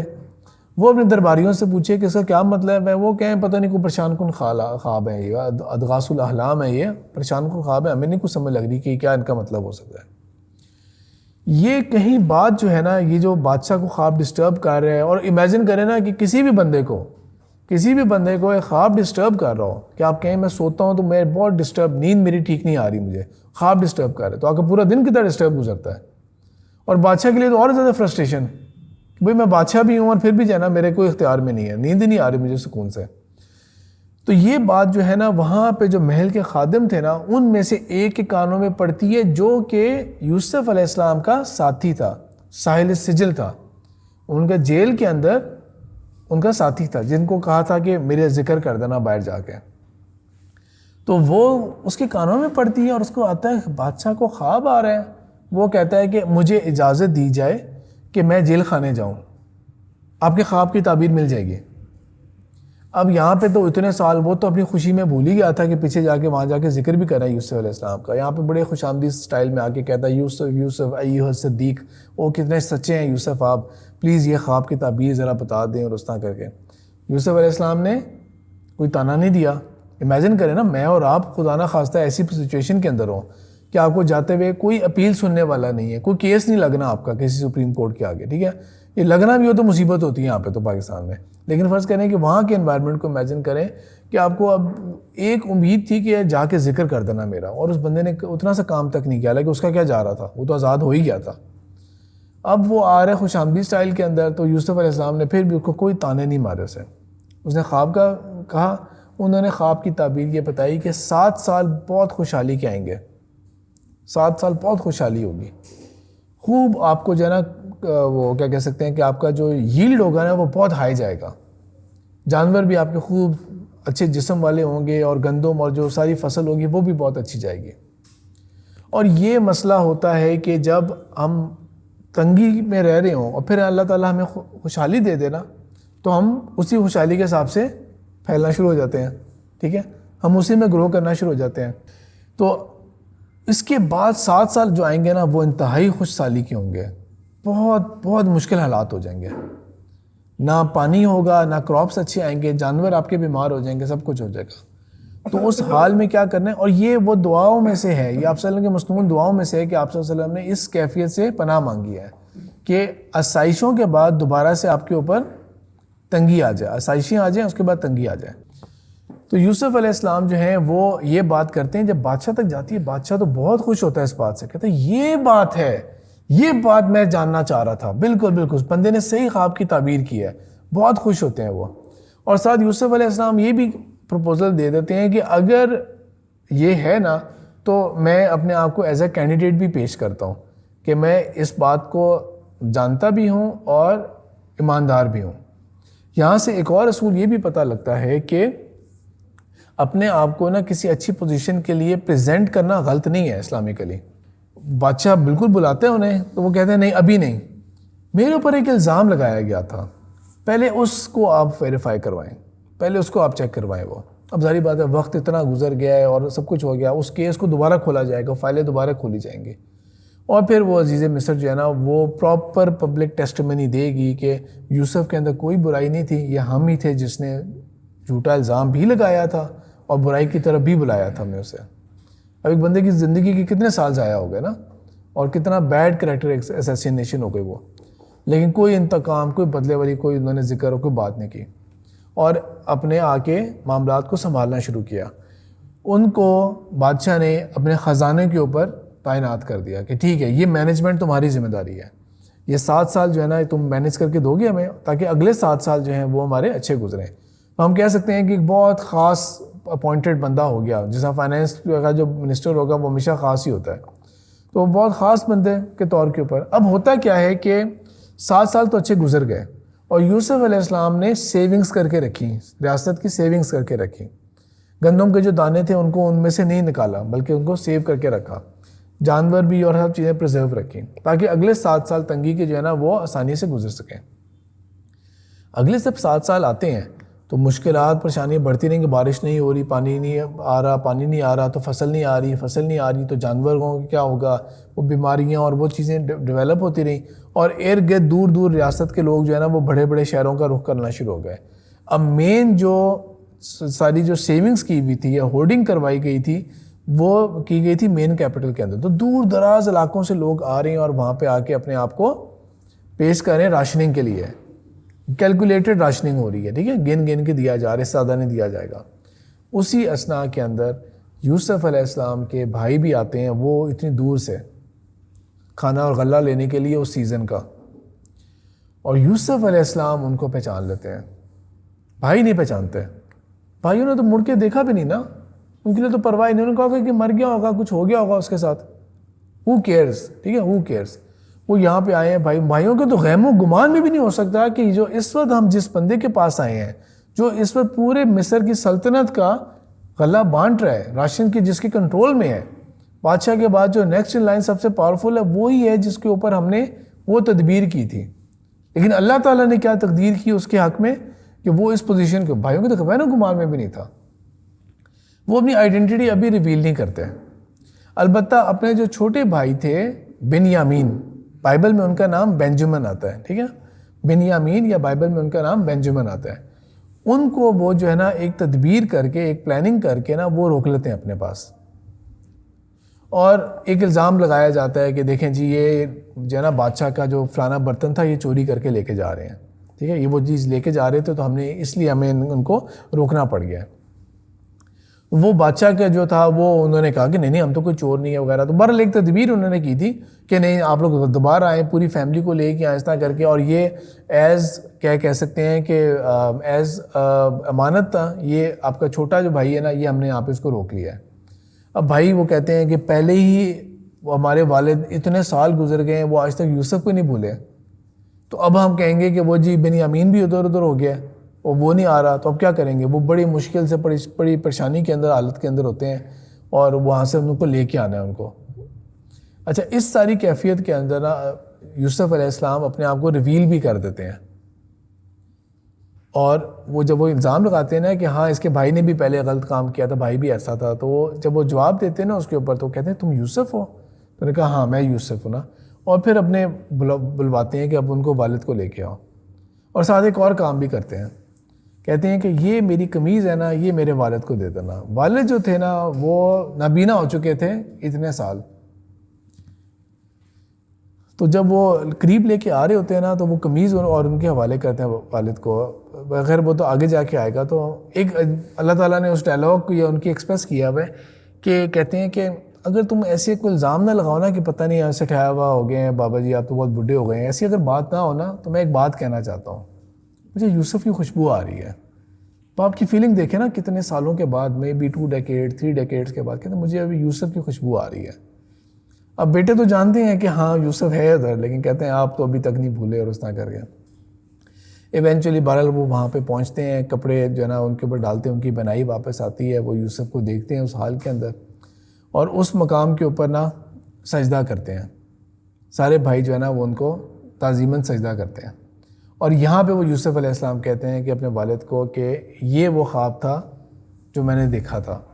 اللہ تعالیٰ نے اس کی تعبیر اب جا کے کی ہے, پتہ نہیں 20-30 سال بعد جا کے نا اللہ تعالیٰ نے اس کی تعبیر کی ہے. اچھا یہاں پہ نا ایک بات ایڈ کر لیتے ہیں کہ جو سجدہ ہے نا وہ آپ دیکھیں کہ قرآن میں کہاں کہاں ذکر آیا ہوا ہے. ایک تو اللہ تعالیٰ نے خود فرشتوں کو حکم دیا تھا کہ آدم کو سجدہ کرو. ابلیس کا سارا مسئلہ ہی وہاں سے شروع ہوا تھا کہ کیوں نہیں سجدہ کرے جب میں نے تمہیں اس کا حکم دیا ہے. اللہ تعالیٰ خود کہہ رہے ہیں, یہ نہیں کہہ رہے اللہ تعالیٰ کہہ رہے ہیں مجھے سجدہ کرو, اللہ تعالیٰ کہہ رہے ہیں آدم کو سجدہ کرو. ٹھیک ہے, اللہ تعالیٰ نے سجدے کا ہی لفظ استعمال کیا ہے. پھر آگے اگر ہم لوگ پڑھتے رہیں اسے قرآن کو اور ایون اولڈ ہسٹری کے اندر تو ایک ایگزامپل یہ والی بھی ہمارے سامنے آ رہی ہے کہ انہوں نے سجدہ کیا, یہ اللہ تعالیٰ سچا خواب دکھا رہے تھے. سچا خواب دکھا رہے تھے کہ سورج چاند سب نے سجدہ کیا, ایون یعقوب علیہ السلام بھی جھکے ان کے آگے. تو نبیوں نے بھی یہ کام کیا ہوا ہے. ٹھیک ہے, لیکن اللہ جو چاہے, اللہ تعالیٰ جیسے چاہے. تو اللہ تعالیٰ نے آخری جو فارم آف ریولیشن تھی, آخری جو وحی تھی, اس کے اندر سجدہ تعظیمی جو ہے نا out of respect, out of honour, اس سجدے کو اللہ تعالیٰ نے حرام قرار دے دیا. اور اس کی وجہ ایک جو سمجھ میں آتی ہے, اللہ تعالیٰ فل حکمت اللہ جانتے ہیں, لیکن بات سمجھ میں یہ آتی ہے کہ کیونکہ دین کو اب پریزرو کرنا تھا اور اب اس کے اندر کوئی اور ایڈیشن نہیں ہو سکتا, کوئی نئے نبی نے آنا نہیں ہے. تو اگر لوگ غلط روش پہ لگ گئے تو پھر ان کو سیدھا کون کرے گا. تو ایکسٹرا کوشیس ہونے کے لیے کیا ضروری ہے کہ سجدہ تعظیمی بھی بالکل منع کر دیا گیا. ٹوٹل کسی اور کے آگے جھکنا, وہ ٹوٹل اللہ تعالیٰ کی طرف سے وہ چیز منع ہو گئی. اور یہاں پہ بنی اسرائیل جو ہے وہ اب پوری کی پوری منتقل ہو جاتی ہے ارض فلسطین سے, ارض مقدس سے ارض مصر کے اوپر, یہاں پہ وہ آ جاتی ہے. آپ بتائیں کہ بادشاہ کے نزدیک کتنے بڑی تعظیم کی بات ہوگی کہ یہ وہ لوگ ہیں جنہوں نے میری سلطنت کو, ریاست کو بچا لیا تھا, ان کی وجہ سے میری ریاست بچی نا, ورنہ تو کب کے ہم غرق ہو چکے ہوتے ہیں. ان کی وجہ سے میری ریاست بچ گئی. تو یہ فیملی جو تھی نا یہ بڑی ٹیکن کیئر آف تھی, بڑا خیال رکھا جاتا تھا, بڑے مقرب خاندان تھا یہ والا بنی اسرائیل کا. اوور دی ایئرز بڑھتے رہے, پھیلتے رہے, اور ان کو بہت ٹائٹلز اور بہت مراد یعنی تھی نا, وہ مراد جو تھیں وہ ان کو حاصل تھیں. لیکن آگے وقت گزرے گا تو انہی فرعون خاندان کا ایک رائیول گروپ ہوگا جو ایک کو کرنا چاہے گا. اب وہ یوسف علیہ السلام فوت ہو چکے ہیں, ان کی اولاد بھی فوت ہو گئی ہے, کئی جنریشنز گزر گئی ہیں. مصر کے اندر نا ایک رائیول گروپ سامنے آئے گا اور وہ کو کرنے کی کوشش کرے گا. ٹھیک ہے, اور کو کرنے کے دوران وہ انہی بنی اسرائیل جو تھے, اب جو کہ کئی ہزاروں کی تعداد میں ہوں گے اس وقت, ان کی مدد مانگتے ہیں کہ تم ہمیں ہیلپ آؤٹ کرو, سپورٹ کرو, ہم تم لوگوں کو قائم رکھیں گے. لیکن وہ اوریجنل جو بادشاہوں کا خاندان تھا نا وہ انہی کو سپورٹ کرتے ہیں. لیکن جس طرح وہ ایک ہوتا ہے نا ٹسل, پاور ٹسل کے اندر ہوتا یہ ہے کہ جو کو کامیاب ہو جاتا ہے اور ایک قبطی خاندان جو ہے نا وہ اب حکومت میں آ جاتا ہے, تو ان بادشاہ خاندان کو تو انہوں نے ختم کر دیا. لیکن بنی اسرائیل کو سزا دی انہوں نے کہ تم کون ہو, تم نے ہمارا ساتھ نہیں دیا تھا. تو انہوں نے پوری کی پوری بنی اسرائیل کو غلام بنا لیا اپنا, پوری کی پوری بنی اسرائیل جو تھی اس کو اپنا غلام بنا لیا. اور غلام جو تھا وہ ایسا بنایا کہ ان سے انہوں نے ہارش لیبر لیا, اذیت دی ان کو بہت زیادہ, جنریشن اپون جنریشن, کئی ڈیکیڈ جو تھے نا یہ بہت اذیت کے اندر رہے. بنی اسرائیل گرو کر گیا, بہت گرو کر گیا ہے, کلوز ٹو 600,000, 6 لاکھ ایک ہیوج نمبر ہوتا ہے. ٹھیک ہے, اس دور کے دنیا کے حساب سے 6 لاکھ کی آبادی نا ایک ہیوج آبادی ہوتی ہے, وہاں تک گرو کر گئے ہیں. لیکن یہ ہیں اس وقت فرعونیوں کے بالکل غلام قوم بنی ہوئی ہے. اور فرعون جو ہیں وہ سلطنت تھی یا وہ تھی جو مشہور ہے اپنے اس طرح کر کے بہت زیادہ کمپلیکس آرکیٹیکچر کے اوپر. اب تصور تو کر کے دیکھیں کہ مجھے اور آپ کو یہ کہا جائے نا کہ یہ پیپر کے اوپر آپ نے ایک پیرامڈ بنانا ہے, دیکھنا خیال کرنا ہے کہ چارے سائڈز ہیں نا وہ برابر ہوں. ہم سے پیپر پہ نہیں بنے گا.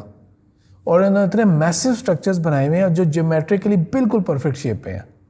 جیومیٹریکلی بالکل پرفیکٹ شیپ کے اندر ہے یہ, انہوں نے وہ اسٹرکچرز بنائے ہیں. ہمارے جی آباء و اجداد کے گھر, کتنوں کے گھر قائم ہیں دنیا میں, گر جاتے ہیں, ختم ہو جاتے ہیں. ٹھیک ہے, یہ دیکھیں یہ اسٹرکچرز قائم ہیں.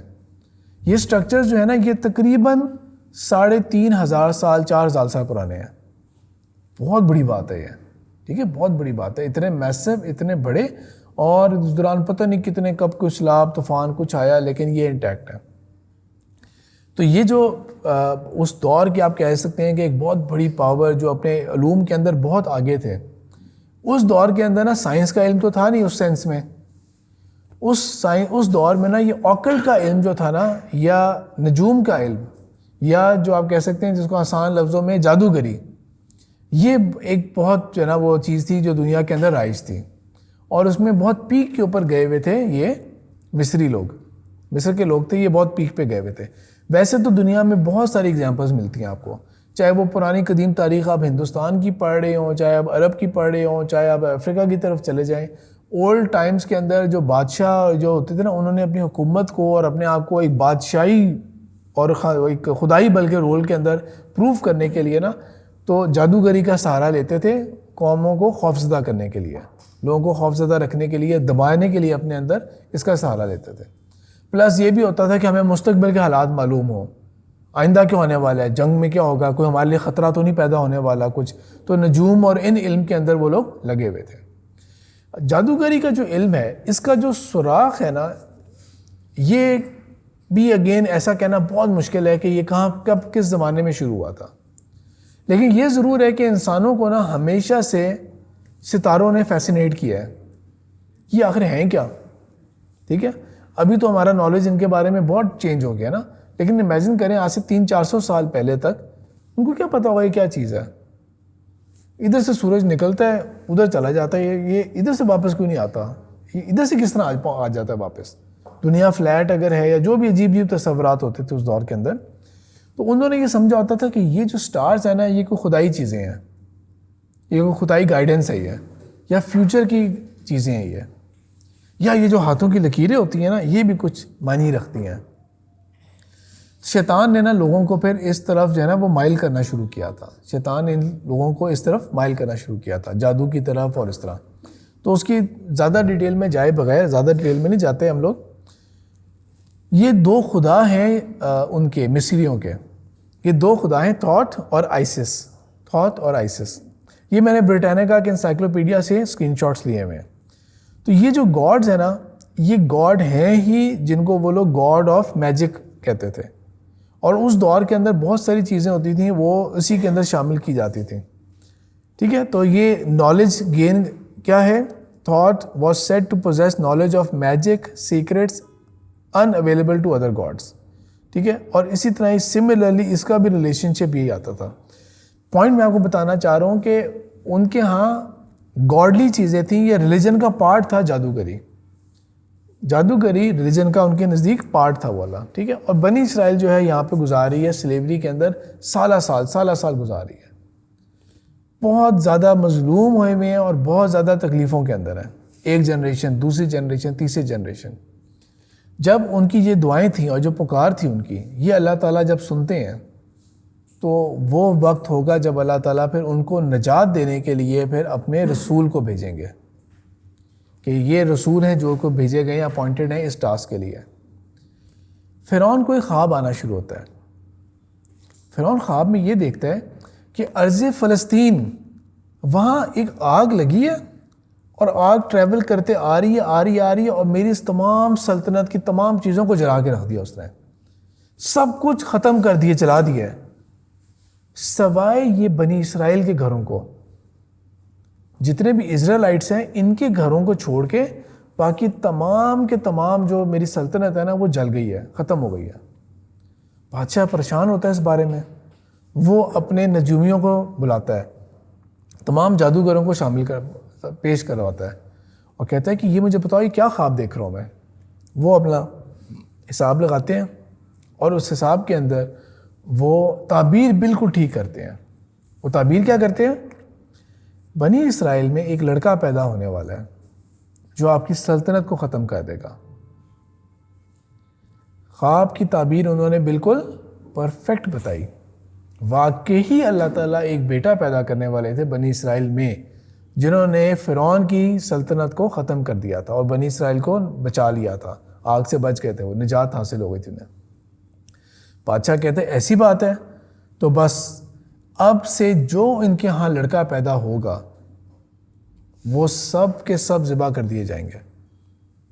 کچھ سیکرٹ بات تو نہیں ہوتی نا، نظر آ رہا ہوتا ہے کہ کہاں پہ پریگننسی ہے، کہاں پہ اولاد ہونے والی ہے، اولاد ہوگی بھی تو اس کی آواز آئے گی، تو ہر وقت ان کے خیموں کے اندر اور اس کے فوجی ہوتے تھے۔ جہاں سے پیدائش کی بات پتہ لگی وہ لٹرلی خیموں میں داخل ہوں گے، بچے کا جنڈر چیک کریں گے، لڑکی ہے تو چھوڑ دیا اور لڑکا ہے تو ماں باپ کے سامنے اسی وقت ذبح کر دیا اسے۔ اور یہ اللہ تعالیٰ کا یہ بہت بڑی آزمائش تھی ان لوگوں کے اوپر۔ تصور تو کر کے دیکھیں نا، اور آپ چوں بھی نہیں کر سکتے، بولیں گے تو آپ کو نیزے پہ رکھ دیا جائے گا، آپ بول بھی نہیں سکتے، کوئی گلہ بھی نہیں کر سکتے۔ لیکن جس طرح اللہ تعالیٰ نے عیسیٰ علیہ السلام کے بارے میں یہ بات فرمائی ہے، وَمَكَرُوا وَمَكَرَ اللَّهُ، انہوں نے تو چال چلی، لیکن مکر اللہ، اللہ نے بھی ایک چال چلی، واللہ خیر الماکرین، اور اللہ کی چال کو تو کوئی بھی چاش نہیں کر سکتا، کوئی بھی شکست نہیں دے سکتا۔ اللہ تعالیٰ بہترین چال چلنے والے ہیں۔ تو اللہ تعالیٰ نے پھر کیسے بچایا اس قوم کو، اس کے بارے میں آگے پڑھیں گے انشاءاللہ۔ اس کو کلوز کرنے سے پہلے نا، ٹاپک کو کلوز کرنے سے پہلے میں آپ کے سامنے ایک کوسچن رکھنا چاہ رہا ہوں کہ جو بادشاہ کے آگے جو درباری تھے انہوں نے جو خواب کی تعبیر بتائی وہ تو صحیح بتا دی، بالکل ٹھیک ہے، وہ تو صحیح بتا دی تعبیر۔ اس کا مطلب یہ ہے کہ یہ علم جو ہے یہ غلط نہیں ہے۔ یہ جو علم ہے جادوگری کا علم، اس کے ذریعے آپ کو باتیں پتہ لگ سکتی ہیں مستقبل کی، ٹھیک ہے، بلف نہیں ہوا تھا، واقعی انہوں نے کیا تھا۔ تو اس کا مطلب کیا ہوا پھر کہ جادوگری جو ہے وہ پھر اللہ تعالیٰ نے کیوں منع کیا؟ اگر وہ واقعی علم ہے، اگر وہ واقعی علم ہے اور غلط علم نہیں ہے تو پھر اللہ تعالیٰ نے منع کیوں کیا اس کو؟ تو اس کے بارے میں نا میں آپ کو ایک بات ایگزامپل پہلے دیکھیں۔ اللہ تعالیٰ نے بکری پیدا کی، بکرا پیدا کیا، اللہ تعالیٰ نے سور بھی پیدا کیا، اللہ نے کتا بھی پیدا کیا۔ کیا سور اس وجہ سے حرام ہے کہ اس کے اندر پروٹینز نہیں ہوتی؟ جو مقصد ہوتا ہے، اصل مقصد ہے خوراک کا، کیا اس کے اندر وہ چیز نہیں ہے؟ اس کے اندر تو وہ ہے، ٹھیک ہے۔ کیا لذت نہیں ہوگی، ٹیسٹ نہیں ہوگا؟ ٹیسٹ اچھا ہوگا تبھی تو پوری دنیا پاگل ہوئی ہوئی ہے اس کے پیچھے، ٹھیک ہے۔ ایک ہی جانور ہے جس کو قرآن میں نام لے کے اللہ تعالیٰ نے کہا ہے، لحم الخنزیر۔ تو جس طرح یہاں پہ اگزامپل کو سمجھے نا کہ اس کے اندر پروٹین ہوتی ہے، اس کے اندر لذت بھی ہوگی، لیکن اللہ تعالیٰ نے اس چیز کو حرام قرار دے دیا۔ اور ایسا بھی نہیں کہ اللہ تعالیٰ پیدا ہی نہ کرتے سور کو، صرف حلال جانور رکھتے اللہ تعالیٰ، ٹھیک ہے۔ یہ اللہ تعالیٰ کی مرضی کہ اللہ تعالیٰ نے جانوروں کو پیدا کیا اور اللہ تعالیٰ نے ان میں سے کچھ کو، جس کو چاہا اللہ تعالیٰ نے حرام کر دیا، جس کو اللہ تعالیٰ نے چاہا ہمارے لیے حلال قرار دے دیا، ٹھیک ہے۔ صحیح ہے، آپ لوگوں نے بھی یقیناً ڈاکٹر ذاکر نائک کے پروگرامز دیکھے ہوں گے، میں نے بھی دیکھے ہوئے ہیں کہ کوئی سوال پوچھتا ہے تو وہ ایکسپلین کرتے ہیں کہ کیوں حلال ہے کیوں حرام ہے، لیکن اصل بات یہ ہے کہ اللہ نے حرام دے دیا۔ اب ہمیں اس کی لاجک سمجھ لگ جائے تو ٹھیک ہے، لاجک نہیں بھی سمجھ لگتی تو بھی ہمارے لیے پھر بھی وہ حرام رہے گا۔ مثال کے طور پہ ڈاکٹر ذاکر نائک نے ایکسپلین کر دیا کہ یہ جو اینیملز ہوتے ہیں نا، ان کے اندر یہ پرابلم ہوتی ہے، یہ ہوتی ہے، تو نیچر میں یہ پرابلم آ جاتی ہے، اگر آپ ان کو کھاتے ہیں تو یہ ہوتا ہے وہ ہوتا ہے۔ فرض کریں آئندہ آنے والی سائنس میں، آئندہ آنے والی نیوٹریشنسٹ سائنس کے اندر 10 سال کے بعد یہ چیز لیب ٹیسٹنگ کے بعد ثابت ہو جاتی ہے کہ نہیں، یہ جو جملہ بولا گیا تھا نا یہ صرف جملہ تھا، اس کا کوئی سائنس سے تعلق نہیں ہے۔ حقیقت کے اندر آپ کے اندر کوئی بھی حرام جانور کھانے سے خصلت نہیں پیدا ہوتی اس جانور کی، فرض کر لیتے ہیں، ٹھیک ہے، کہ ثابت ہو جاتا ہے۔ اور وہ کہتے ہیں دیکھیں جی ہم نے یہ 2 سیٹ آف جنریشن، ایک ہی باپ کے 2 بیٹوں کے اوپر ہم نے ایکسپیریمنٹ کیا، ایک کو پوری زندگی ہم نے سور ہی کھلاتے رہے، ایک کو پوری زندگی ہم یہ کھلاتے رہے، یہ دیکھو یہ کتنا بدتمیز ہے، یہ دیکھو کتنا اچھا اخلاق والا ہے، ٹھیک ہے، تو ٹیسٹڈ بھی ہے۔ ہر حال میں میرا اور آپ کا اصل جواز کیا ہے؟ اللہ نے حرام قرار دیا ہے۔ ٹھیک ہے, اللہ نے حرام قرار دے دیا, and that is the and of the story. بالکل اسی طرح علم النجوم اور جتنے بھی طریقے ہیں مستقبل کو فائنڈ آؤٹ کرنے کے لیے, میرے اور آپ کے لیے حرام ہے, کیونکہ اللہ تعالیٰ نے اس کو حرام قرار دے دیا. یہ صحیح بخاری کی حدیث ہے آپ کے سامنے کہ عائشہ رضی اللہ تعالیٰ عنہ نے اس بارے میں مینشن کیا ہے کہ اللہ کے رسول صلی اللہ علیہ وسلم نے فرمایا کہ آسمانوں کے اوپر اللہ تعالیٰ جب فرشتوں کو کوئی حکم دیتا ہے اپنی تدبیر کا, تو فرشتوں کی جو سرگوشی ہوتی ہے نا, ان کو سرکش شیاطین سنتے ہیں, سننے کی کوشش کرتے ہیں, اور ان کو اللہ تعالیٰ جو ہے وہ ایک مار بھی دیتے ہیں, وہ ایک اور کے اندر ہے. ان میں سے سرکش شیاطین جو آسمانوں میں ہوتے ہیں نا, وہ زمین پہ آ کے اپنے کاہنوں کو, جنہوں نے ان شیاطین کو قابو کیا ہوتا ہے یا ان کے ساتھ دوستی کی ہوتی ہے, وہ ان کو آ کے بات بیان کرتے ہیں. اور کیا فرمایا ہے اس کے اندر کہ فَيَكْذِبُونَ, اور وہ اس کے اندر جھوٹ کرتے ہیں, مَعَهَا, اس بات کے اندر جھوٹ ایڈ کرتے ہیں, میاتا, کتنے 100 جھوٹ, ٹھیک ہے, 100 جھوٹ ایڈ کرتے ہیں اس کے اندر. لیکن بات یہ ہے کہ 100 جھوٹ ایڈ کرتے ہیں, لیکن اصل بات تو ہے نا, ٹھیک ہے, اصل بات ہے اسی میں جھوٹ ایڈ کر رہے ہیں. تو پوائنٹ میں یہ ریز کرنا چاہ رہا ہوں اس حدیث کو سپورٹ کرتے ہوئے کہ آپ کو کسی نے بتا دیا کہ یار آپ کی قسمت کا بیڑا غرق ہے اس ہفتے, ٹھیک ہے, تو آپ یہ کام مت کرنا, یا بہت اچھی قسمت ہے آپ کی, یہ آپ کا ہو جائے گا. تو اس چکر میں نہیں پڑنا میں نے اور آپ نے, ٹوٹل ہی نہیں پڑنا, ٹھیک ہے. آپ صلی اللہ علیہ وسلم نے فرمایا ہے کہ جو شخص ایک کاہن کے پاس, ایک فیوچر ٹیلر کے پاس, سود سیر کے پاس, فارچون ٹیلر کے پاس جاتا ہے آؤٹ آف کیوریوسٹی, اور نہیں بھی ہم تو شوگر لگا رہے تھے, وہ صرف ہم نے ایپ میں چیک کرنا تھا کہ میرا زوڈیاک سائن کیا کہتا ہے مجھے آج کا, تو میں صرف شوگر لگا رہے تھے ہم لوگ. اگر کوئی آؤٹ آف کیوریوسٹی جاتا ہے, اللہ کی طرف سے اتنی ناراضگی ہے کہ 40 دن کی نماز قبول نہیں ہوتی, اتنی سخت ناراضگی ہے اللہ کی طرف سے, 40 دن کی نماز نہیں قبول کریں گے اللہ تعالیٰ.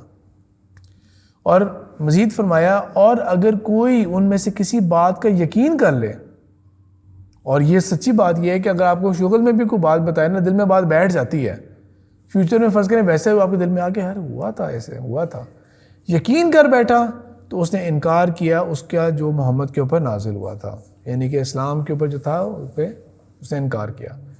یہاں پہ ہم سیکنڈ کلاس کو کنکلوڈ کرتے ہیں. اگر آپ لوگ ٹائم پہ آیا کریں گے تو ہم ٹائم پہ شروع کیا کریں گے, ٹائم پہ شروع کریں گے تو ٹائم پہ ختم کریں گے.